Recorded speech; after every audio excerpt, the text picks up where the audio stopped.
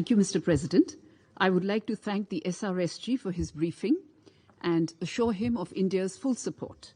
I also welcome the presence of the Libyan ambassador at the meeting.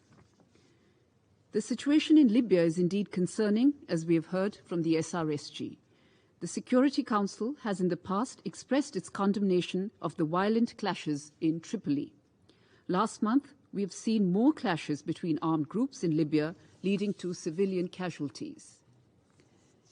Mr. President, as we have been mentioning, the political stalemate and the subsequent mobilization of armed groups in Libya has the potential to undermine the gains made since the beginning of the ceasefire agreement in October 2020.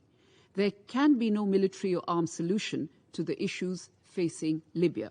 This point needs to be emphasized by the international community, including by this Council. The immediate priority is to resolve all outstanding issues in arriving at a constitutional basis for holding presidential and parliamentary elections. The holding of elections at the earliest in a free, fair, inclusive and credible manner is an urgent imperative. Violent clashes that are recurring regularly between the armed groups bring into focus once again the dangers posed by the continued presence of foreign forces and mercenaries in Libya. Their presence in Libya is a violation of the Libyan ceasefire agreement of 2020 that I have referred to earlier and goes against the pronouncements of the Security Council.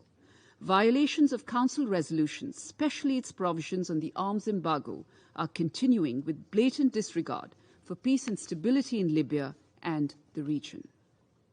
I would like to reiterate what the UN panel of experts of the Libya Sanctions Committee in their recent report have categorically pointed out, and I quote, "The remainder of the training provided by Turkey to the Government of National Unity affiliated forces is military or naval in nature and thus a violation of paragraph 9 of UN Security Council Resolution 1970 of 2011, unquote.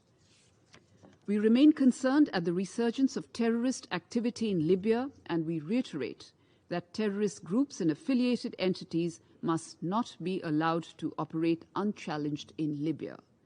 Terrorism emanating from Libya is bound to have cascading effects in the Sahel region, and it is therefore important for the international community to address it at this stage itself so as to avoid its collateral consequences in the wider African continent.